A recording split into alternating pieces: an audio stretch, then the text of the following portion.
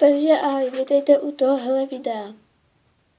Chci vám říct, že je nový kanál LPS Danča Kašturová a chci vás jako přivítat. Snad se na moje videa i budete koukat a toto je video pro vás a teďka nevím, co dalo říct. Jo, ohledně Pix Live, nevěděli byste nikdo, jak se to používá.